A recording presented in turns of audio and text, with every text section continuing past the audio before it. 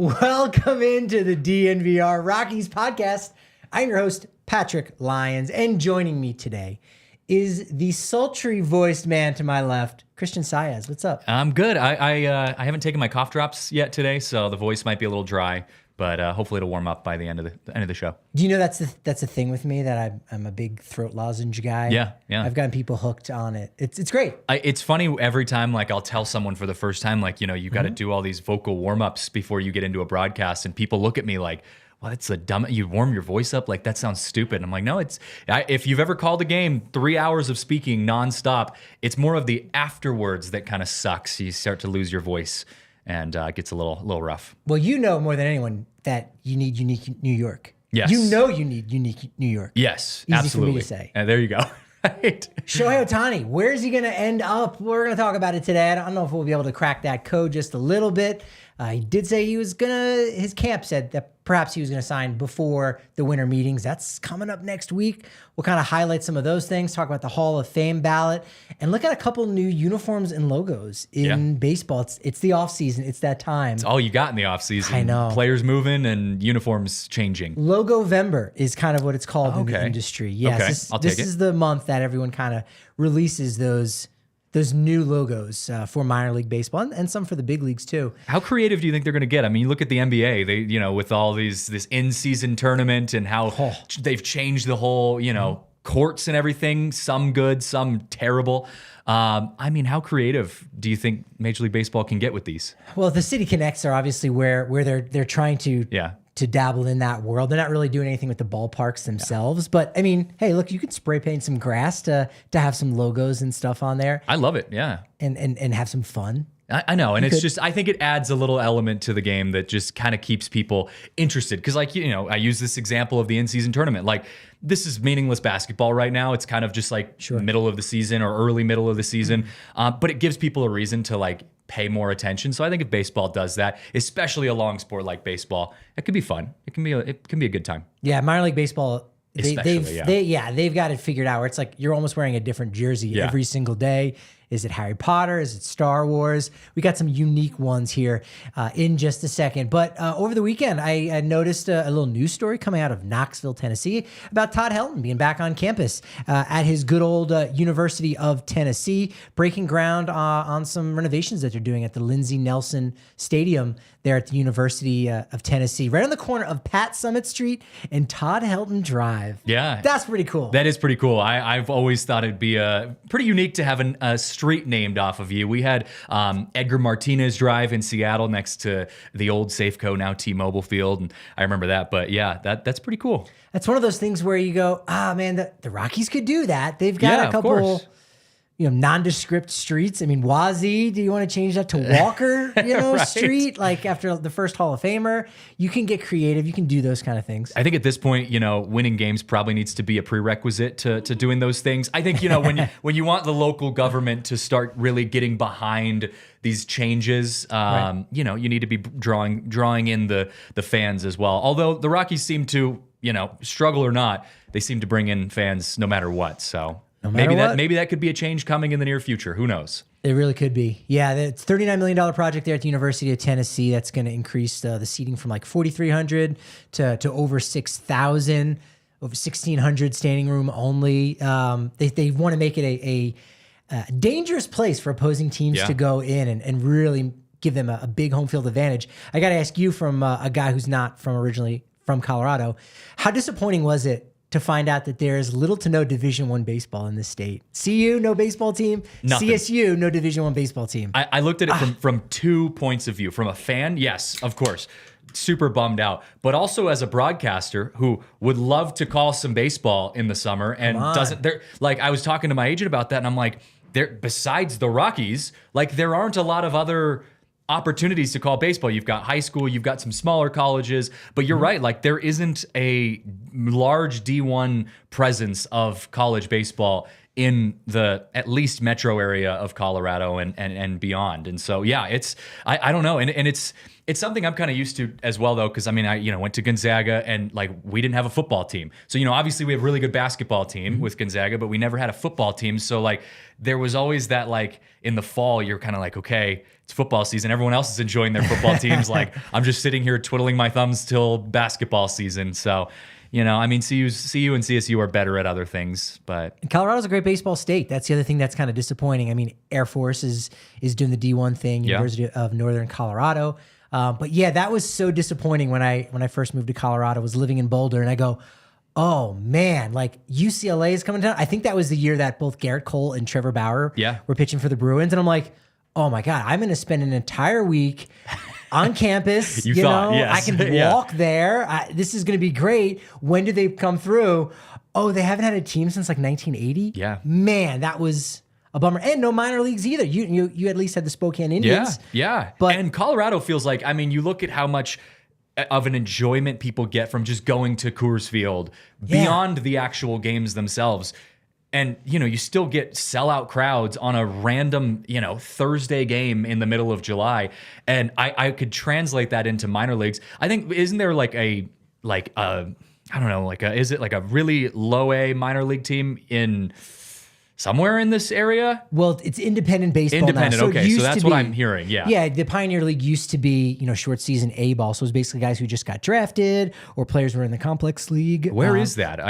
It got booted out from underneath. Okay. So there's no affiliated teams. There's nothing here. So there's professional baseball. Yeah. If you get paid $57 a week, which is how much these guys are getting paid in independent ball, just to stay alive, just to eat. If that, just to continue to ply your trade, and maybe you'll get scooped up into the minor league system. But you're a professional, but it's independent, and so you're not affiliated with any major league team. Yeah. So it's not the minors in that true sense, unfortunately. And you look going back to college. I mean, you look at like even some of the smaller schools like Colorado Mesa. Product of Sergio Romo back in the day, and so it's like there is that history. But yeah, CU and CSU just. I don't know what the cause of that is. Is it a funding issue? Title V. It has to be. Yeah. No, it was a funding thing, and they both kind of lost it right at the same time. And a lot of good ball players came out of there. But and I know a lot of Division I baseball programs don't post a profit for the athletics department, and in some cases lose money for the athletics department. And that's where you kind of have this struggle with college baseball, because you look at the dynamic of, you see a guy who's 18 years old, if they're really good, like they're going to get offered some money to go play pro ball versus going and risking the potential of getting hurt. You're probably not going to make a lot of money on NIL, if any, in college baseball. And so it's hard, and then the athletics department is losing money or at least breaking even with some of their baseball programs. So it's hard to justify college baseball for a lot of athletic programs, and it's hard to see that dynamic because of how early people can go into minor leagues in professional baseball. And there's not a ton of two-sport players at a certain point. It's amazing how much money goes into youth sports, and how, maybe by the time you're a sophomore in high school, your future is kind of already dictated for you. But there are plenty of two-sport players that now they're not going to look at CSU maybe or CU and do both of those things. They're really only going to focus on one. We're going to talk about some basketball players playing baseball too. Absolutely. Nice little tease that we kind of backed ourselves into. But the Hall of Fame ballot, came out last week. We had some guys on the first ballot: Adrian Beltre, Joe Mauer, Chase Utley, David Wright, Matt Holliday. Talked about that a little bit last week with our good buddy Kenneth Weber. But nearing the end, I mean, tell me what you think. Are these guys Hall of Famers? 10th year, Gary Sheffield, he got 55% last year. Does he seem like a Hall of Famer in your opinion? I think so. I think so. I mean, I think at this point, and he's a household name. He's someone that a lot of people know, even if they're not as involved in the sport. I won't necessarily go as far to say that Marissa knows Gary Sheffield, but most casual baseball fans can understand Gary Sheffield's, yes, exactly, his unique playing style and some of his accolades as well. And I like to go back to when you start getting guys who are getting towards that at the end of their Hall of Fame ballot tenure. like, what do the stats say? And what are the numbers that are keeping them in that? And I think Gary Sheffield's stats speak for themselves. You mentioned it as well. So I just think I would go for Gary Sheffield at this point. I think he's made it, this far. Yeah, he's over the 500 home run threshold, which previously had been like not necessarily a precursor, but if you had 500 home runs, you're in. And then we had a whole era of Barry steroids, Bonds, yes, and PEDs, and so Gary Sheffield is a part of that. So he's still around. He'll get in eventually, but it just might not be through the BBWAA. Billy Wagner might be more egregious. He's in his 9th year, so this year and next if he needs it. But he was at 68% last year, 422 total saves, 6th all time. Kenley Jensen right now is at 420. Craig Kimbrell's at 417. Yeah, but even still, you think of the great closers of the 2000s. I mean, Billy Wagner was there with Atlanta, even the Mets for a period of time. Yeah. So Houston Astros, he's a Hall of Famer. He'll get in eventually. I think he won't need a veterans committee. He'll get in via the vote. He's an all-time great closer. I agree, and it's hard for a lot of closers because it's such a longevity type of thing. You have to see it over such a long period of time. And, closers, you come in, you get an inning to work. And a lot of times that can, work out both positively or negatively. And so I think, but one of the things that stands out for me with Billy Wagner too is, he was playing in a time where you got some of those guys like Mariano Rivera that were stepping up and, kind of entering their prime as well. And so it was a big time to be a closer, and he was right up there with them. So I agree with you. Yeah, 100%. He'll be a Hall of Famer. And I don't think he'll take that long either. I think that's a good point, is that if you think about the all-time greats, you go Mariano, Trevor Hoffman, and then, Billy Wagner was kind of that same era too. So he's 3rd. So you go, he doesn't deserve to be in, but no, that he was, we're talking about maybe the 3rd best all time. And closer, it's such a weird spot because it's a role. It's not a position. You're just a reliever. We happen to have a stat for that. Eventually, maybe we get to a spot where we're talking about, relievers with holds, where it's the equivalent of a save, where I pitched the 7th inning and I held on to the lead for my team. It's like a save. It's almost the exact same thing. So it's a role. So it's definitely a different spot. It makes you think like, maybe do we need to talk about great role players like on benches and stuff? Not necessarily. I think as the voters in the BBWA get older and older and they kind of, lose their credentials and we have younger voters, I think they'll maybe identify closers as a more viable and more worthy of being Hall of Famers now. Well, and look at it this way too. You mentioned Kenley Jansen. Like, what's the equivalent to like a Mariano Rivera or a Billy Wagner in this current age of baseball? Because the game is changing so much, because pitchers, the position, like you said, the position itself is changing into more role focused. What's the equivalent of a Billy Wagner in today's day and age? It's hard to find. Kenley Jansen's up there. Diaz had his name kind of in there for a little bit, although he was young, and then he got hurt. But it's just so hard to see that consistent guy who's like been a closer his entire 12 years in the league, and he's just been pretty solid that whole time. Like, Jansen's kind of the one that kind of steps up in my mind just off the cuff. But the position is changing for sure, and it's hard. I think it's going to be harder and harder to find that closer role being shown up into the Hall of Fame as the decades continue. Yeah, it's longevity, like you said at the start. And it's going to be more rare, at least. I think so too. We're seeing Marcus in the chat, Ohtani to the Cubs. Let's talk about that in a second, because they're definitely a dark horse, and I think they may come out shining really nice. And no matter where you're at in the state of Colorado or in the country, if the sun's shining, you gotta block those rays a little bit. Get some shady rays. Use promo code DNVR. You buy one, you get one free. Holidays are coming up. Treat yourself and get a gift for somebody else, or check off 2 boxes and get a gift for 2 people for the price of 1. You can actually go and check them out in person with your own eyes. Try them on at the Park Meadows Mall down in Cherry Creek. You buy 2 pairs, you get 50% off those polarized lenses. It's great. They've been rated 5 stars by over 250,000 people. Shady Rays, use that code DNVR to buy one, get one free, and get 10% off at Hero Bread, HERO.co. You've seen it on Amazon.com. They've got great recipes, but look, we're talking about buns, tortillas, sliced bread. It's great no matter what health conscious thing and what health conscious kick you might be on right now, whether it's more high fiber, whether it's ultra low net carbs or 0% sugar. They've got all of those options for you. When you use that code DNVR at HERO.co, you're going to save 10% off that purchase. Manny Ramirez, another one of those PED guys. Omar Vizquel, Domestic violence, that's one of the reasons he's still hanging around there at 19.5%. His vote total continues to go down. Andrew Jones, in his 7th year on the ballot, got 58% last year. Any of those names jump out at you as like, you're almost shocked that they're not in yet? Manny Ramirez is the one that jumps out to me. Especially given that this was an era. Now, I'm not excusing the PED use, but like, sure, it's obviously an asterisk by anyone's name who's in that ballot with that sort of thing on their resume. But I think with what Manny Ramirez did to the game of baseball as well, I think there's that kind of intangible element that was just Manny Ramirez was so fun to watch growing up, and he played with so much energy and emotion, and then on top of that, he was a damn good baseball player and had good stats, and played with a very good Boston Red Sox team, and I think he just was synonymous with Major League Baseball, in the height of his time, and I think that plays a big factor for me. So I'm surprised that it's taken him this long, but yeah, whenever you have that steroid use asterisk by your name, it's just gonna add a few more years at least. And he was actually suspended for it, whereas Gary Sheffield, it kind of came out in some court proceedings and what have you, in Balco, as it were. But you got it right up to the edge. You got it right up to the edge there, Christian. Manny being Manny. Yeah, that was the phrase you were looking for. It's exactly that was it. You're like, he had this intangible quality to really be himself.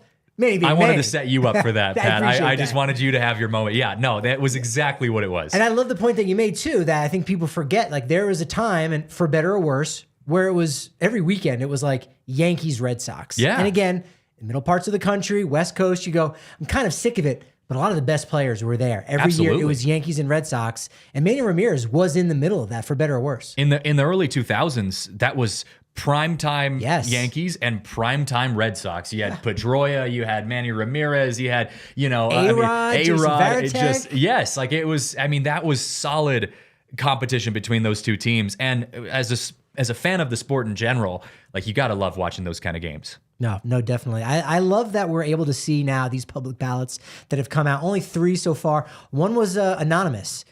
Adrian Beltre and Joe Mauer. Those are the only 2 names on that anonymous ballot.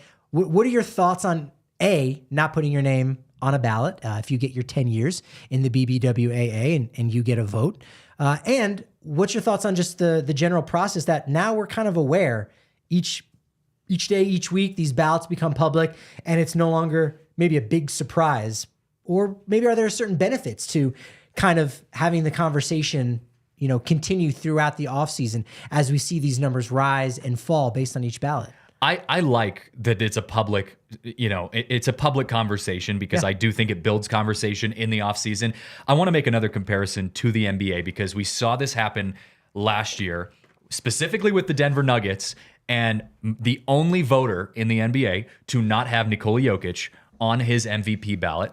I think it was Mark Jackson, I think it was something like that. Mark Jackson didn't have Nikola Jokic on his ballot, and he got absolutely roasted to the point that he had to submit a public apology, and it was a whole thing. But so I think that, like, the reason for anonymity can sometimes be because if you're going to make maybe a controversial pick, or even if you're not doing a controversial pick, you just don't want your name to be included in that conversation.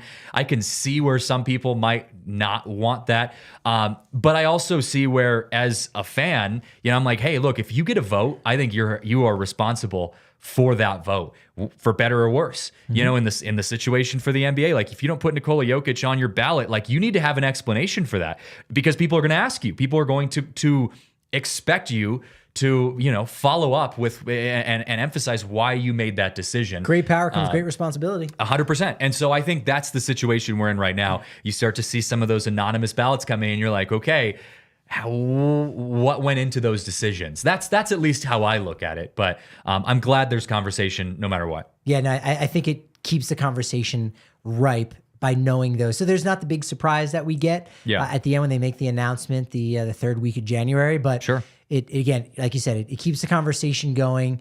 And I think there was only one person who didn't vote Jeter in. So he got 99.9%. It was an anonymous ballot. Look, of course, I had a vote for the Rookie of the Year award, and I was ready with my article, and here you go. It was one of only 2 people that had Nolan Jones second for the National League Rookie of the Year award. Okay. I actually saw something just the other day where I wasn't dragged that hard, but it was just like, hey, look at these people that are kind of homers voting for the hometown guy. And I'm watching, I'm like, oh, they said Nolan Jones. Are they going to say me? Yep. They said Patrick Lyons from DNVR Sports. I was like, all right. Hey, I wear it as a badge, that's man. Fine. Like, you just have to be able to back it up, and that's the thing. Like, and I know I did, so I didn't feel bad about it. Exactly. And like Mark Jackson, he just came out and was like, I apologize, I hadn't done enough research, and it's like, ooh, that's what it's about. That's tough. Like, that's where you start having those issues. So yeah, if you can back it up, then I make whatever pick you feel. That's why you have the vote.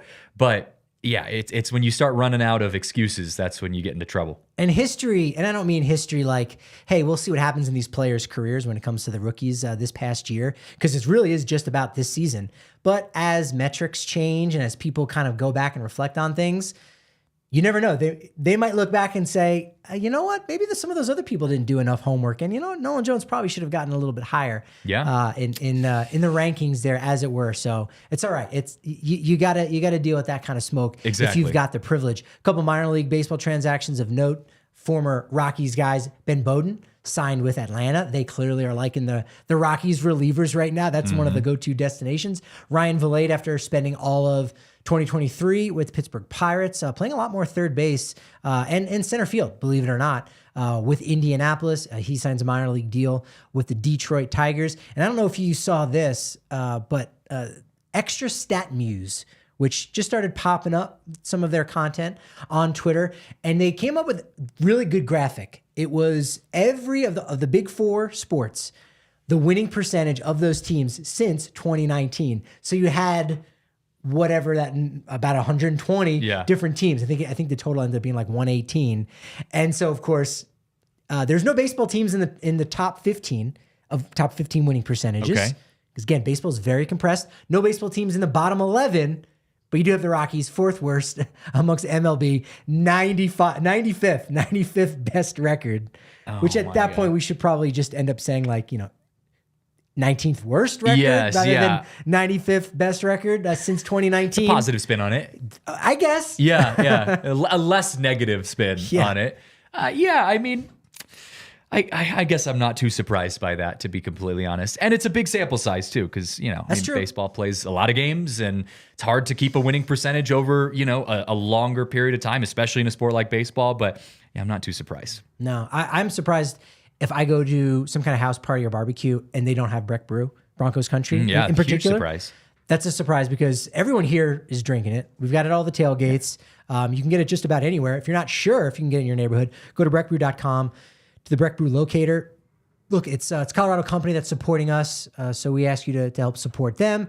They make their stuff with 100% renewable energy with local ingredients from right here in Colorado. We're talking Breck Brew, and we're talking Broncos country. We're also talking about some of the free agent activity. No big moves today, but yesterday you had Sonny Gray signing a 3-year, $75 million deal. The news came out, and then they immediately had a press conference. Like, I've never seen a turnaround quite like that. It was prepared. It was prepared. Boom, locked and loaded. Had his jersey already. I was like, wow, that's very quiet, on the hush hush. It's how Ohtani wants his business handled. But I found it interesting that not that Sonny Gray is making $75 million over the next 3 years, because I think he deserves it, but that's more than he's made in his entire 11-year career up to this point. That's wild. That's what happens when you play for the Oakland A's for a while. I mean, you get or Reds, at least the Vegas and Twins. Yes, yeah. But I think it's. He's kind of played for some of those teams that just haven't put a lot of value into their pitching staffs. And I give credit to him because he's lasted this long in the league. I think it's so hard, and you see so many guys that spend 10 years in the league, and they maybe, looking back, could have earned a significant contract, but just didn't because of the way it worked out, and then ended up getting hurt or just not making it to the distance that they wanted to. So yeah, good for Sonny Gray, $75 million. 3 years at the age of 35 as a pitcher. 3 years isn't that long, but a lot can change in a year when you're 35 years old. Yeah. I'm most recently I've just been, paying attention a lot to the San Francisco Giants, and you had guys that were doing really solid kind of towards the end of their careers, Buster Posey, Brandon Belt, Crawford, all that. And it's just that drop off comes quick. So hopefully he can make it through that 3-year window and get his $75 million worth. Yeah, I think the Cardinals fans are probably happy because they had signed Lance Lynn already this this offseason, as well as Kyle Gibson. So 3 starters, they get that out of the way. They're being aggressive. The Detroit Tigers have been aggressive. They acquired Mark Canha.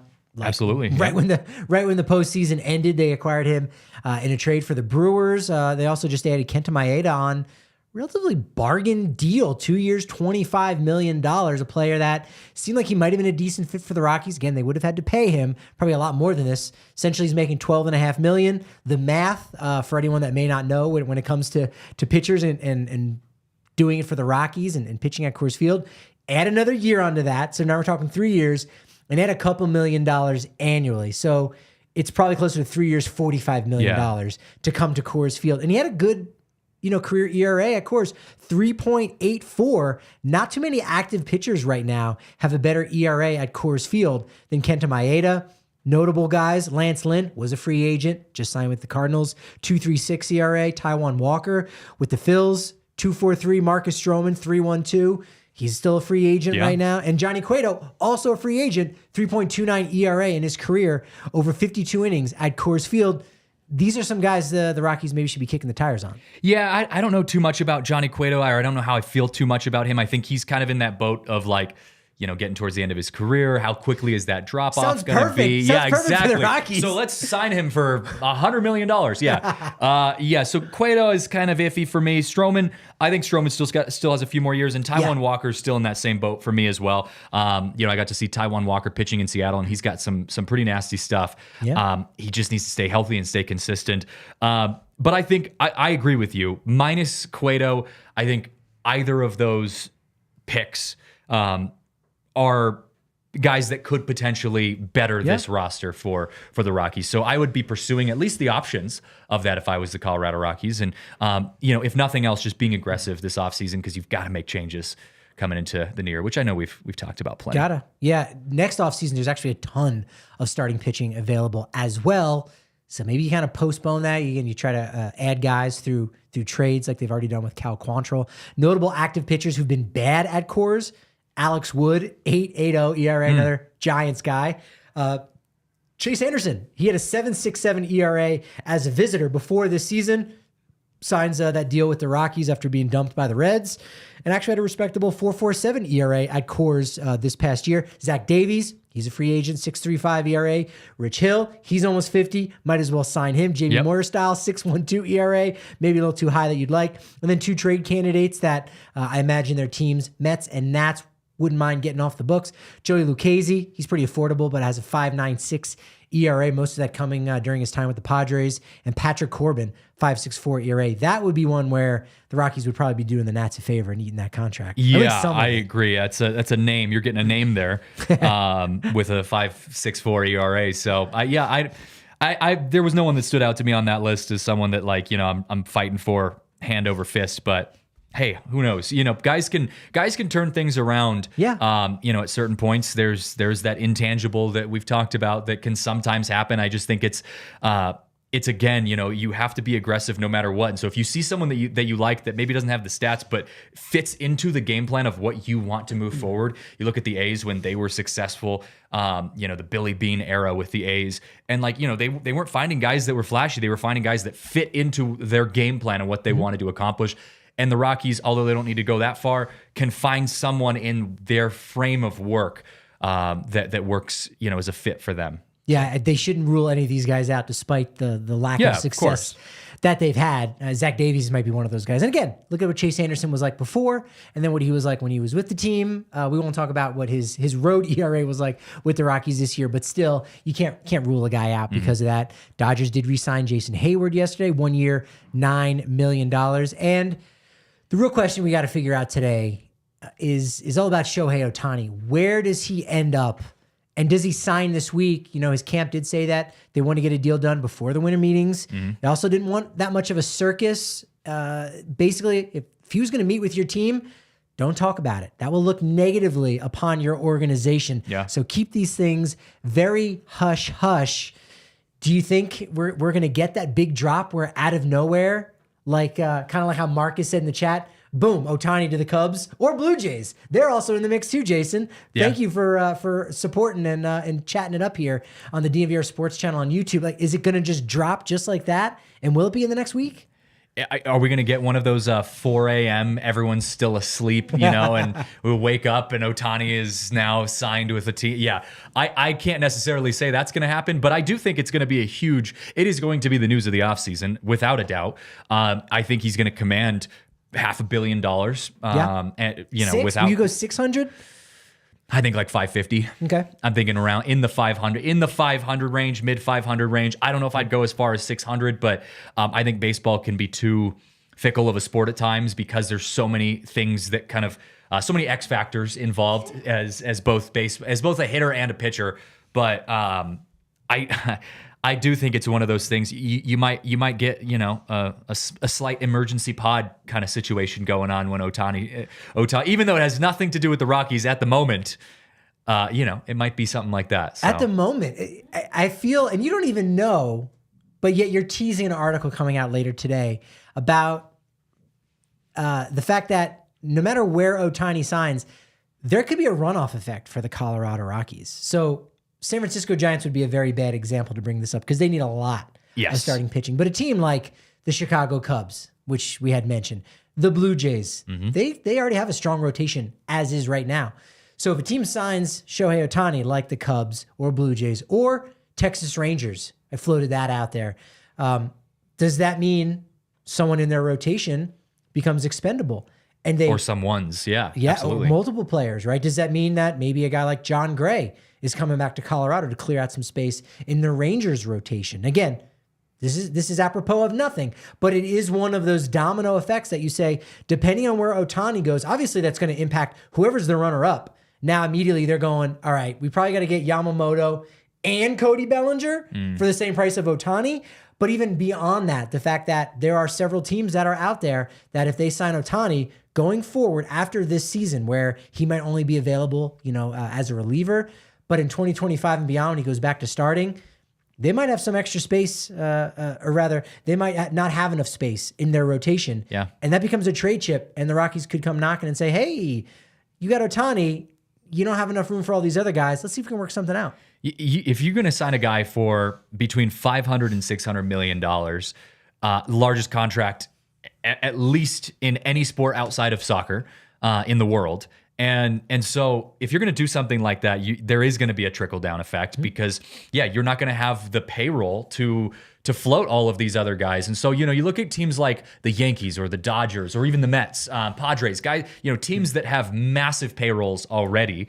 I'll use the Dodgers for an example specifically because I think Ohtani could be a good fit for the Dodgers. But they would have to move other pieces around because they have guys like, Kershaw and Betts and, all these Bellinger, all of these guys that are holding on to pretty large contracts, getting a large chunk of money each year. You're going to have to start trading those pieces around. And this is where with baseball, I get a little hesitant with just that one player, because if you want to risk your entire success on one guy, albeit the greatest baseball player I and this generation has ever seen so far, you are putting a lot of pressure in that one person in a sport that takes 15 to 20 players to complete an entire game, including pitchers. So that's where it gets a little hesitant for me. Is it's like, okay, yes, Ohtani is going to improve whatever team he plays on as long as he stays healthy and can continue to play well, but at what expense? And if you can put some other pieces together that are, that can step up to the plate and play better than what their value, then I think that's going to be the team that probably has the best shot. Yeah, there's a lot of financial intangibles, I think, that help out. And you say, even if he isn't on the field all the time, or even if he becomes somewhat of a shell of himself, which shouldn't happen, he's still basically in his prime baseball age right now, then you go, it's still going to be fine. You're going to break even at least, tapping into the Japanese market. Eric in the chat saying, what's taking Ohtani so long to sign? Again, we haven't had too many players sign as free agents at this point. Aaron Nola, the biggest one, the only one over $100 million. Yeah. We did just have Sonny Gray, who really seemed like he wanted to stay in the Central. He's from Smyrna, Tennessee, just right outside of Nashville. Went to the University of Vanderbilt. So, once you get in the middle part of the country, it's hard to know. At least for me, I'm like, wait, how close are these places together? St. Louis, fairly close in the grand scheme of things. It's in that heartland of America in general. So he knew where he wanted to go, but it's going to take time for Ohtani to go to these different places and for the suitors to kind of shake things out and due diligence. And that does take some time. Yeah. And really all of baseball is waiting for him to go because, again, he's going to impact Cody Bellinger's market, Yoshinobu Yamamoto's market coming over from Japan. So it is going to take time. I was surprised when I heard that he wants to get it done before the winter meetings. I don't know if that'll happen or not, but I like him trying to do that at least. Yeah, well, and I think you hit the nail on the head. Like, the reason it's taking so long is because this is one of the biggest moves that we'll see in all of sports this year. One of the biggest moves we'll see in any sport this year because of how much money is involved. You're looking at over $500 million that Ohtani could be garnering. And then also you look at the pieces that are going to have to move. You're going to have teams that are fighting not only to get the finances to pay Shohei Ohtani, but also to build a team around him. And so you're looking at a team that, like, let's just use, for example, the San Francisco Giants, who didn't have a very successful year last year, but they theoretically on paper have the money. If they could, they could pay Shohei Ohtani. You now are saying, okay, if Farhan Zahidi says, I want to go ahead and we have the winning bid for Shohei Ohtani, the next step is like, how do we put the pieces around him? Who do we have to get rid of? Who do we need to bring in? So there's just so many different factors involved and variables involved in acquiring a player like Ohtani. And Ohtani's camp is looking at that from every single angle, from every team. I mean, he's got probably 20, managerial, agents that are helping him make this deal, because on the other side of that, if you're Ohtani's agent, you're going to be looking at the biggest, the biggest deal you'll ever make in your entire career, most likely. This is a huge thing, a huge transaction that's happening this offseason. And I think it spans beyond just baseball into the world of just sports in general. This is a historic contract that's going to be signed. I almost wonder if, and again, MLB can want certain things, but they just can't make it happen. Like, hey, they might want Phillies Astros or Phillies Rangers versus Diamondbacks Rangers, right? But there's nothing that they can do to facilitate that to happen. I'm sure MLB and Rob Manfred wants this to drag on as long as possible because, again, that's good story. Once Ohtani lands somewhere, now those other 10 plus markets are going, oh, we lost out on that. All right, we're going to pivot to go somewhere else and get excited about that guy, but it's not Ohtani. And you want to milk that for as much as you can. Absolutely. They're getting, us talking about it. I mean, that's exactly what they're looking for. I mean, you see the chat is basically all like what's going on with Ohtani. And so the other thing too that you want to think about is Ohtani, because he has so much power. I mean, he has the power in all of these negotiations for the most part. There are other things involved in these decisions that don't get a lot of highlights, don't get a lot of headlines, but things like location, Ohtani's obviously not from the United States. So, is he going to be including that into a decision of like, do I want to choose a team like the Dodgers because it's more accessible for me to get back to visit my family and friends and, coworkers in Japan, And there's a large Japanese population there as well on the West Coast. One of the things that, his team has said, his agency is like, you know what? We want him to play with another Japanese player. So that could rule out a ton of teams. And you go, well, the Yankees don't have any Japanese players. Dodgers don't actually have any right now, too. It's one of the reasons why Cubs and Blue Jays could be the dark horses. Seiya Suzuki is a buddy of Shohei Ohtani. Yusei Kikuchi, former Mariner, now with the Blue Jays, is there. Boston is one of those teams where they need a lot more help. And that's something that his agency is looking at of like, all right, this team over here, someone like the Cubs, someone like the Blue Jays, they've got more of the final pieces in place to immediately become a contender. Whereas the Giants, they've got more work to do. Do you trust that they'll be able to get that done? Yeah. And I think you might.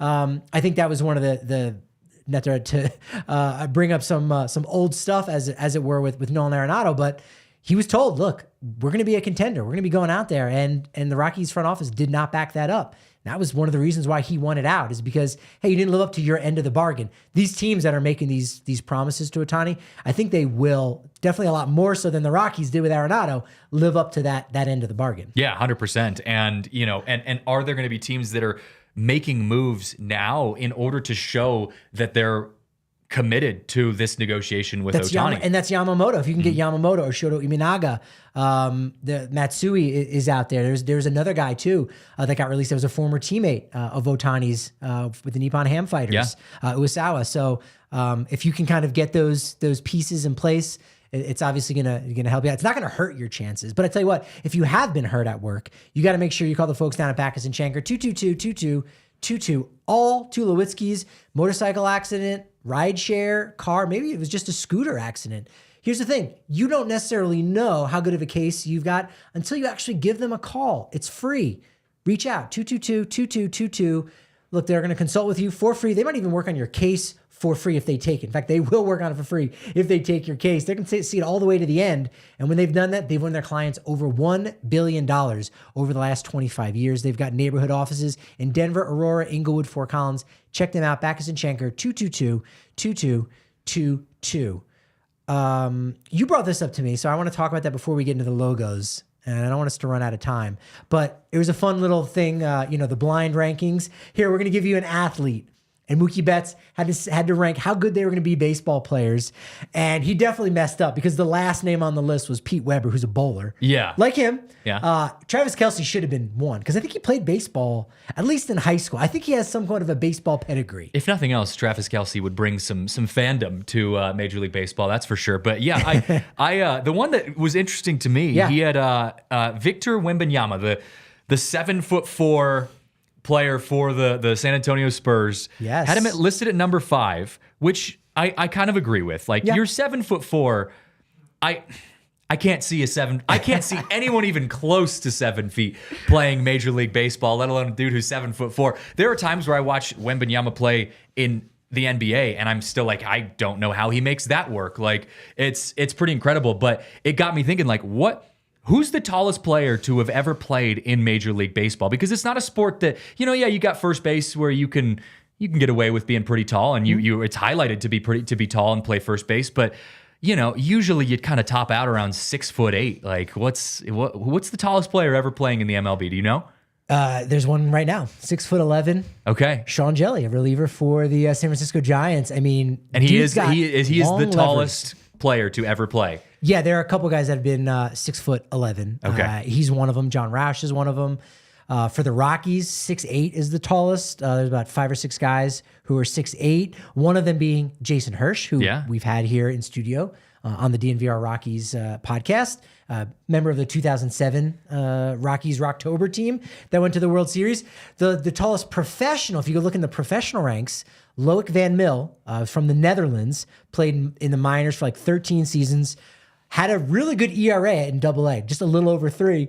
AAA, ERA over 8. Never made it to the majors, 7'1". Nice. He eclipsed the 7 feet. Yeah. I feel like if you're going to be that tall, 6'11", 7 feet range, you have to be a pitcher because you just have to have that rubber band arm. First base, I just don't think you can. I just don't think 7 foot guys are hitting. They're going to hit very consistently. The strike zone is massive on a 7 foot tall dude. But yeah, I don't know. Aaron Judge is kind of proven, like, look, you can be that big.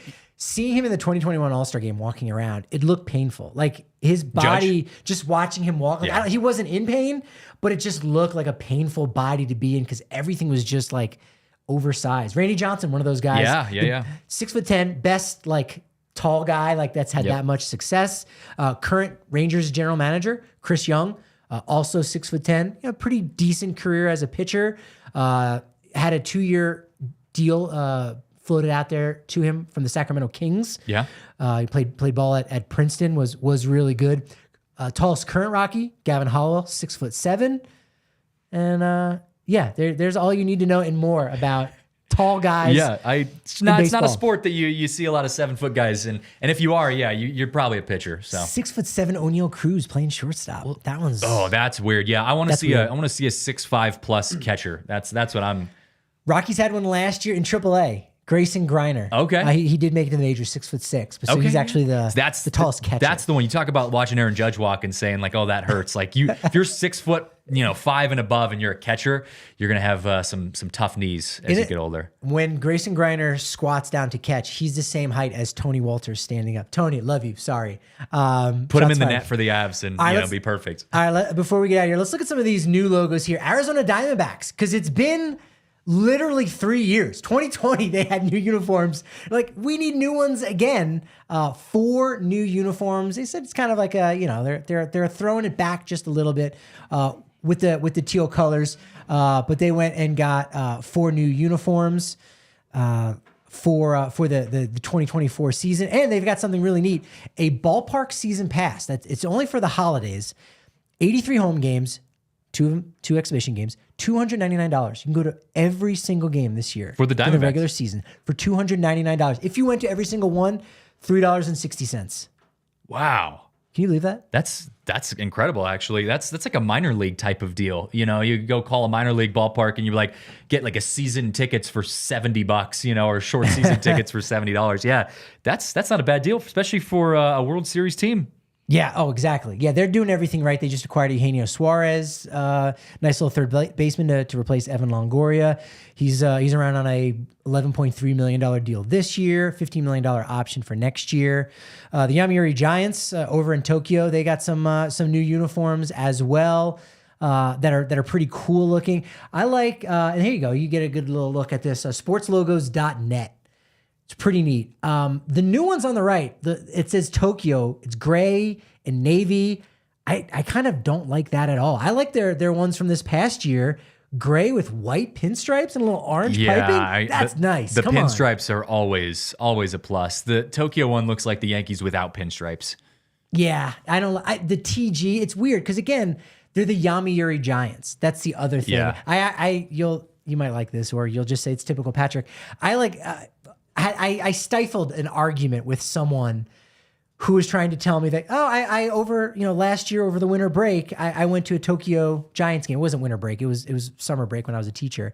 And I was like, Yomiuri Giants. No, I was there. They're called the Tokyo Giants. And I'm like, but they're not. They're the Yomiuri Giants is what they're called. Now, again, granted, the uniform does say Tokyo on it, but they're named after corporations. They're not named after cities. That's what they are. So the team that Shohei Ohtani played for, they're not the ham fighters. They're the fighters. The company is Nippon Ham. That's how they come up with the names over in Asia. See, I didn't know that. I just learned that because I would have said the same thing. Yeah, it's Tokyo. I mean, Tokyo's on the jersey. And there's another one, Tokyo Yakult Swallows. They're not the Yakult Swallows of Tokyo. The company is Tokyo Yakult. It's yogurt. They're the Swallows. Interesting. And Tokyo Yakult is the parent corporation. Yomiuri is a newspaper company. So you see in the United States, or in America, we have stadiums that are named after corporations, T-Mobile, Coors, all of those types of things. But yeah, not the team name. That's interesting. I don't know if I would like that. That'd be a little weird. You'd have the Coors Rockies. I don't know. Actually, that one would probably work. That one works. But other ones might not be. The T-Mobile Mariners, don't sound nearly as good. No, but if you're from somewhere else and you don't speak English, you're not going to notice that it's not a city. You're like, I guess it's just a thing. True. I didn't know that. I would have said the same thing. I would have agreed 100% with the guy you were arguing with. Yeah, that's fun. It's I like that. There's Fukuoka SoftBank Hawks. SoftBank Hawks. SoftBank is because it's a bank. Interesting. You got these jerseys? There you go. What do you think? Some I like, some I don't. Tiff, which ones of these do you like, or do you think jump out? And I like this one. Yes, I like the black one too with the piping. I do also like that red one. Those two are good. Very, I agree. I kind of don't like the piping around the the buttons and everything. Yeah, I like the teal piping around the logo here. But outside of that, this is super boring. This is super boring. The first two on the left are definitely my two favorites. And also I'm not gonna lie, those hats are the D. Yes, I like that. Like the snake, that's pretty cool. That is sharp. Yeah. So they've done a good job with their the alternative ones. But yeah, they're going back to that like original D. And so yeah, those colors pop really nice. Speaking of the Pioneer League, a couple pieces of news that just broke this morning. Jeff Passan, had a little story. I think that's available for free on ESPN. A plug for this little guy. little guy out there. You know what I mean? He needs some work. But go check out. I think Espin, is that how you pronounce it? Like when people say DNVR, sometimes they say, Patrick Lyons from Denver. I'm like, I'm from there, but that's not actually the company. It's ESPN all lowercase. That's what it is. Yeah. Oh, Espin. I think that's what that is. Yeah. But yeah, so with Oakland A's moving out to Las Vegas, a group of fans have gotten together. They raised $2 million and it said, hey, we're going to have a team next summer in the Pioneer League called the Oakland Ballers, aka the Oakland Bees. I like that. So good on that is good. The fan group from the East Bay. But another Pioneer League team in Missoula, they rebranded. They were originally the Osprey. Mm-hmm. Okay, cool bird. I think they actually have some Osprey nests out there in their ballpark. But they rebranded to the Paddleheads, which is a nickname for a moose, I guess, apparently. And they're like, you know what? Let's try to sell some more merch. In the wintertime, let's be the Powderheads. So they teamed up with Brandios, and they came up with a cool little logo where the moose is skiing and snowboarding. And, of course, the ski poles are our baseball bat, which is neat. The Rome Emperors, originally the Rome Braves, they're now the Rome Emperors. Saw that, yep. Emperor Penguins, they look really neat. The uniforms. That was blowing up on social media the other day. That was good. One was really good. Yeah. I think Studio Simon might have done that one. Yeah, that one was a real good job. Tons of really good detail. In fact, you can even see in the gold kind of design there, it's a letter G. Therefore, I don't know what the G is for. Now that I think about it. Wait, why is there? It's a Georgia. G. Georgia. Sorry, I was like, what? You were so confident in that too. You were like, "There's a G in there." Let me point out this detail that I don't know what it means, but yeah, it looks dope, like a penguin with the red little toga there. Like, I think they did a very good job with the swinging penguin on that. Love it. And then finally, last little bit of tidbit before we get out of here for super producer Tiff. The Savannah Bananas, they got another new alternative identity. They basically came up with their own Washington Generals called the Party Animals, and now they're going to do the Firefighters. So they're going to have like 3 teams that have like their own little unique identity to have some fun. This is a good baseball-themed firefighter logo. It's pretty cool. It is cool. I think that's really cool. The Savannah Bananas, they just keep rocking, man. They're fun. I've been wanting to go out and watch some of their performances in person, because that's what they are. They're just so much fun. I mean, it is. It's a performance, and I remember when I first saw them come onto the scene, kind of laughing and being like, what the heck is this? And I've changed my tone completely. So good on them. That's a cool logo. Are you getting some merch now, Tiff? Is that what you're doing? Oh, absolutely. So I was wondering, do we think that they're gonna go like full like firefighter-esque, and they're gonna like be like shirtless and suspender? Like, do you think it's like that sort of like firefighter? I mean, they're already lighting their bats on fire while hitting, so that could be some sort of like axe. So they've had the bat that's on fire. Oh yeah, and so like they have a logo that it's an F, so it's an axe with like a baseball swooping through as the bottom part of the F. So like that's a good one. I like that suspenders, although that could get rough if you're head first slide. Yeah, true. But that would also be you better be leading with the cleats. That's gonna make for some good content as well. Yeah. No, they've come up with everything. They've crafted it. We don't know what it's gonna be. I guess they'll unveil it during the 2024 season, but hey, it's got everybody excited. It's the Savannah Bananas. Hey, it is. Yeah. What's there not to be excited about with them? The Firefighters. The Firefighters. Tiff's new favorite Savannah Bananas iteration. It's amazing. Christian, go ahead and plug away, because you're doing some amazing stuff, despite the fact that we don't have a ton of D1 baseball teams for you to call. Unfortunately, yes. They might bring him here just for you, because they're like, hey, we got to get this voice calling balls and strikes. Yeah, I would love that. I know. You're calling games elsewhere, though. Baseball, yeah, baseball's my sport, but it's funny, I've actually only ever called 3 baseball games in my entire 7-year broadcasting career, and that's the sport I probably know like the back of my hand. But doing a lot of college basketball right now, women's basketball for Northern Colorado. Did an Air Force game about 2 weeks ago, and just kind of jumping around, hoping to jump on some high school basketball once that season gets going as well here in Denver. But it's a lot of fun. It's busy. It's very busy right now, but busy is good, because it's a good problem. Summer slow down for sure. So I'll take it. Yeah. You can follow me on Twitter at CJJ Saez. And that's kind of where I do most of my conversations, and anything college basketball right now is kind of my jam. But hopefully with this Ohtani news coming out in the next few weeks, we hope, fingers crossed, I'll join some of the conversation on that as well. Hey man, this is the guy. Keep your eye on him. He's on the come up. At DNVR _Rockies is where where we live on Twitter at Patrick D. Lyons is myself. I did 5 TikToks today, guys. 5. Wow, Nick really had you rolling. News. That just me. Just you. It's just me doing it. Not even prompted. I Even don't better. even know how to like tag it. It's like at PDL Gimmicks. It's just baseball news. I'm just trying something out there. Check that out if you want to do that. But of course, make sure you're watching us on the DNVR Sports channel, because that's where our momentum is going to continue. And it's going to happen tomorrow with Susie. Appreciate you. DNVR Sports channel right here live on YouTube. We all silly like the mayor.